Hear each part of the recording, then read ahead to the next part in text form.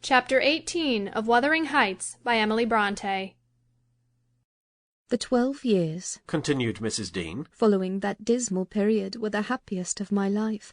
My greatest troubles in their passage rose from our little lady's trifling illnesses, which she had to experience in common with all children, rich and poor. For the rest, after the first 6 months, she grew like a larch, and could walk and talk too, in her own way, before the heath blossomed a second time over Mrs. Linton's dust. She was the most winning thing that ever brought sunshine into a desolate house, a real beauty in face, with the Earnshaw's handsome dark eyes, but the Lintons' fair skin and small features, and yellow curling hair. Her spirit was high, though not rough, and qualified by a heart sensitive and lively to excess in its affections.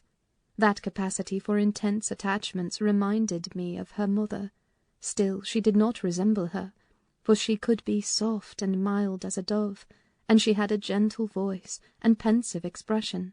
Her anger was never furious, her love never fierce. It was deep and tender. However, it must be acknowledged she had faults to foil her gifts. A propensity to be saucy was one, and a perverse will that indulged children invariably acquire, whether they be good-tempered or cross. If a servant chanced to vex her, it was always, "I shall tell papa." And if he reproved her, even by a look, you would have thought it a heart-breaking business. I don't believe he ever did speak a harsh word to her. He took her education entirely on himself, and made it an amusement. Fortunately, curiosity and a quick intellect made her an apt scholar. She learned rapidly and eagerly, and did honour to his teaching. Till she reached the age of 13, she had not once been beyond the range of the park by herself. Mr. Linton would take her with him a mile or so outside, on rare occasions, but he trusted her to no one else. Gimmerton was an unsubstantial name in her ears, the chapel the only building she had approached or entered, except her own home. Wuthering Heights and Mr. Heathcliff did not exist for her. She was a perfect recluse, and, apparently, perfectly contented. Sometimes, indeed, while surveying the country from her nursery window, she would observe, "Ellen, how long will it be before I can walk to the top of those hills? I wonder what lies on the other side. Is it the sea?" "No, Miss Cathy," I would answer. "It is hills again, just like these." "And what are those golden rocks like when you stand under them?" she once asked. The abrupt descent of Penistone Crags particularly attracted her notice, especially when the setting sun shone on it, and the topmost heights and the whole extent of landscape besides lay in shadow. I explained that they were bare masses of stone, with hardly enough earth in their clefts to nourish a stunted tree. "And why are they bright so long after it is evening here?" she pursued. "Because they are a great deal higher up than we are," replied I. "You could not climb them, they are too high and steep. In winter the frost is always there before it comes to us, and deep into summer I have found snow under that black hollow on the north-east side." "Oh, you have been on them!" she cried gleefully. "Then I can go too, when I am a woman. Has papa been, Ellen?" "Papa would tell you, miss," I answered hastily, "that they are not worth the trouble of visiting. The moors where you ramble with him are much nicer, and Thrushcross Park is the finest place in the world." "But I know the park, and I don't know those," she murmured to herself. "and I should delight to look round me from the brow of that tallest point. My little pony Minnie shall take me some time." One of the maids mentioning the fairy cave quite turned her head with a desire to fulfil this project. She teased Mr. Linton about it, and he promised she should have the journey when she got older. But Miss Catherine measured her age by months, and "Now am I old enough to go to Penistone Crags?" was the constant question in her mouth. The road thither wound close by Wuthering Heights. Edgar had not the heart to pass it, so she received as constantly the answer, "Not yet, love, not yet." I said Mrs. Heathcliff lived above a dozen years after quitting her husband. Her family were of a delicate constitution. She and Edgar both lacked the ruddy health that you will generally meet in these parts. What her last illness was, I am not certain. I conjecture they died of the same thing, a kind of fever, slow at its commencement, but incurable, and rapidly consuming life towards the close. She wrote to inform her brother of the probable conclusion of a 4 months' indisposition under which she had suffered, and entreated him to come to her, if possible, for she had much to settle, and she wished to bid him adieu, and deliver Linton safely into his hands. Her hope was that Linton might be left with him, as he had been with her. His father, she would fain convince herself, had no desire to assume the burden of his maintenance or education. My master hesitated not a moment in complying with her request, reluctant as he was to leave home at ordinary calls.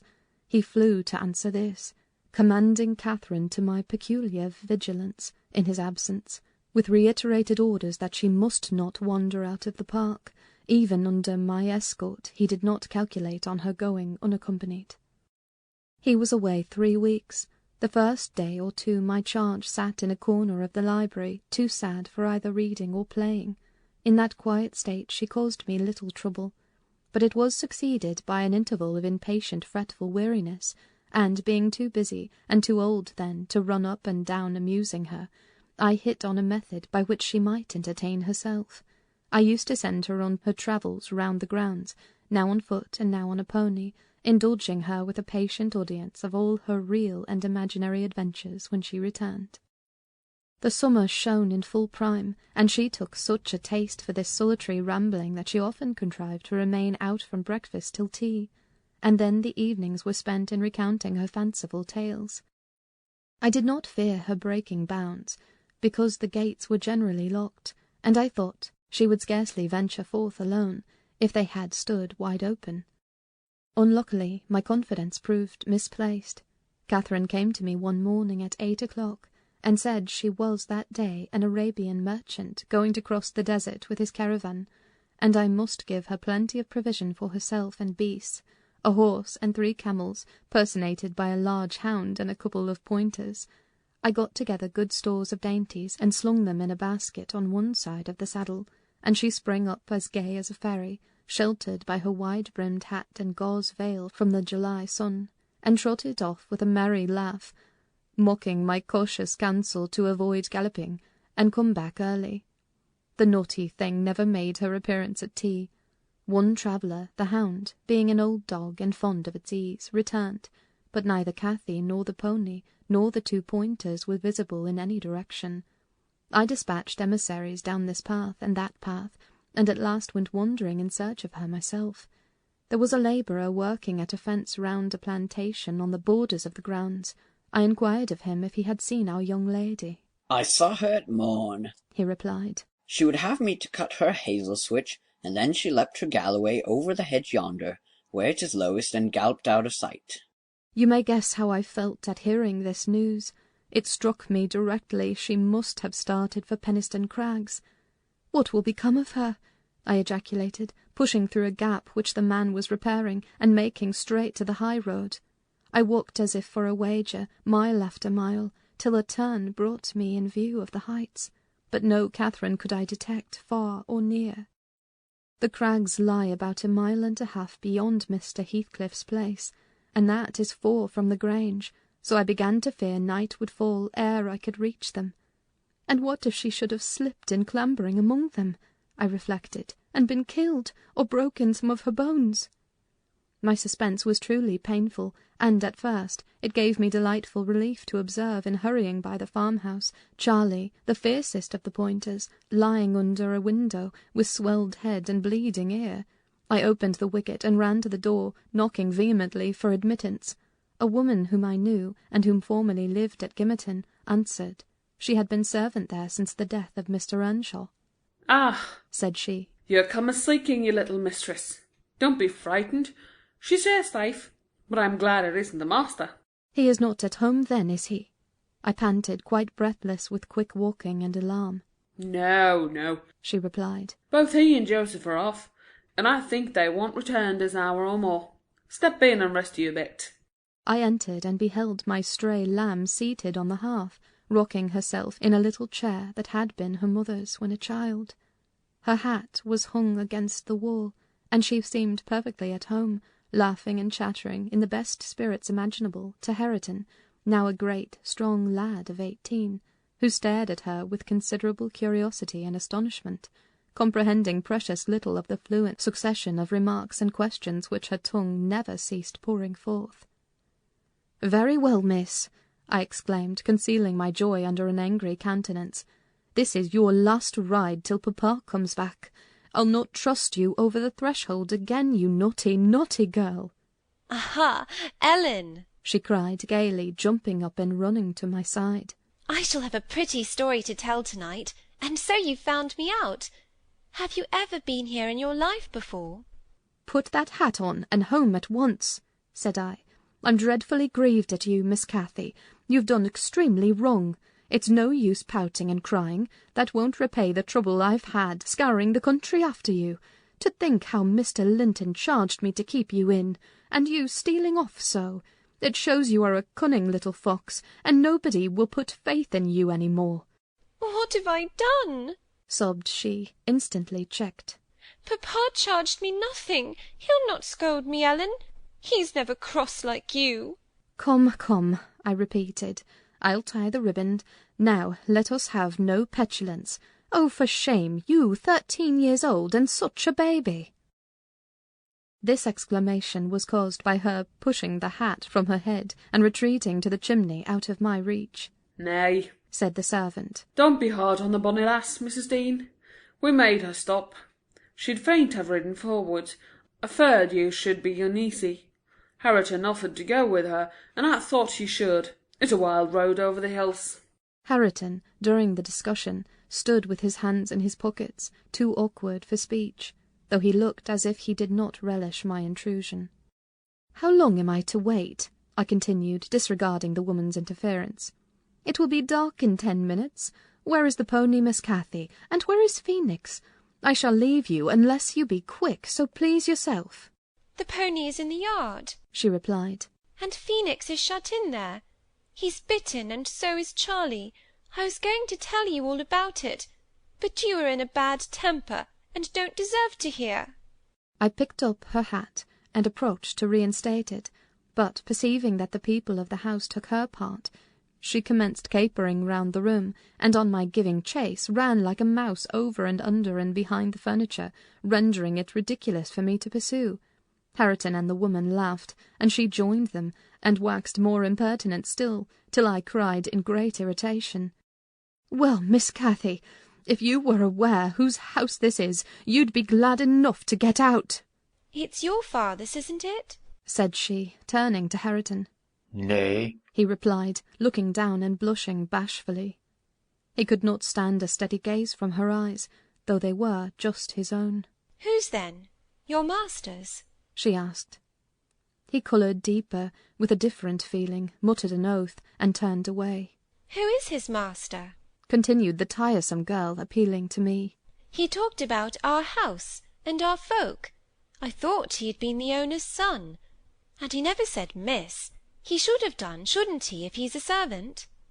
Hareton grew black as thundercloud at this childish speech.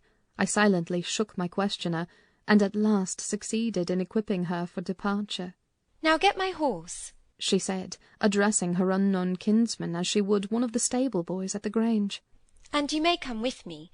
I want to see where the goblin hunter rises in the marsh, and to hear about the fairishes, as you call them. But make haste. What's the matter? Get my horse, I say." "I'll see thee damned before I be thy servant," growled the lad. "You'll see me what?" asked Catherine in surprise.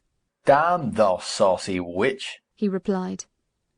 "There, Miss Cathy, you see you have got into pretty company," I interposed. "Nice words to be used to a young lady. Pray don't begin to dispute with him. Come, let us seek for Minnie ourselves, and be gone." "But, Ellen," cried she, staring fixed in astonishment, "how dare he speak so to me? Mustn't he be made to do as I ask him? You wicked creature, I shall tell papa what you said. Now then." Hareton did not appear to feel this threat, so the tears sprang into her eyes with indignation. "You bring the pony," she exclaimed, turning to the woman. "and let my dog free this moment." "Softly, miss," answered she addressed. "you'll lose nothing by being civil. Though, Mr. Hareton, there, be not the master's son. He's your cousin, and I was never hired to serve you." "He? My cousin?" cried Cathy, with a scornful laugh. "Yes, indeed," responded her reprover. "Oh, Ellen, don't let them say such things," she pursued in great trouble. "Papa is gone to fetch my cousin from London. My cousin is a gentleman's son. That my—" She stopped and wept outright, upset at the bare notion of relationship with such a clown. "Hush, hush," I whispered. "People can have many cousins, and of all sorts, Miss Cathy, without being any the worse for it. Only they needn't keep their company, if they be disagreeable and bad." He's not my cousin, Ellen," she went on, gathering fresh grief from reflection, and flinging herself into my arms for refuge from the idea. I was much vexed at her and the servant for their mutual revelations, having no doubt of Linton's approaching arrival, communicated by the former, being reported to Mr. Heathcliff, and feeling as confident that Catherine's first thought on her father's return would be to seek an explanation of the latter's assertion concerning her rude-bred kindred. Hareton, recovering from his disgust at being taken for a servant, seemed moved by her distress, and, having fetched the pony round to the door, he took, to propitiate her, a fine crooked-legged terrier whelp from the kennel, and putting it into her hand, bid her whist, for he meant not. Pausing in her lamentations, she surveyed him with a glance of awe and horror, then burst forth anew. I could scarcely refrain from smiling at this antipathy to the poor fellow, who was a well-made, athletic youth, good-looking in features, and stout and healthy, but attired in garments befitting his daily occupations of working on the farm and lounging among the moors after rabbits and game. Still, I thought I could detect in his physiognomy a mind owning better qualities than his father ever possessed. Good things lost amid a wilderness of weeds, to be sure, whose rankness far overtopped their neglected growth, yet notwithstanding evidence of a wealthy soil that might yield luxuriant crops under other and favourable circumstances. Mr. Heathcliff, I believe, had not treated him physically ill, thanks to his fearless nature, which offered no temptation to that course of oppression. He had none of the timid susceptibility that would have given zest to ill-treatment, in Heathcliff's judgment. He appeared to have bent his malevolence on making him a brute.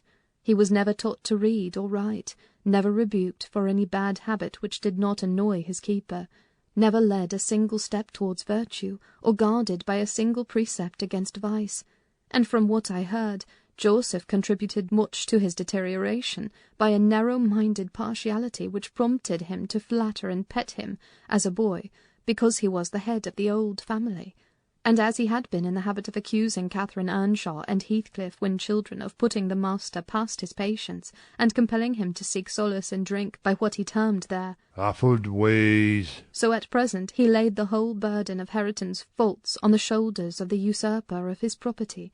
If the lad swore, he wouldn't correct him, nor however culpably he behaved. It gave Joseph satisfaction, apparently, to watch him go the worst lengths.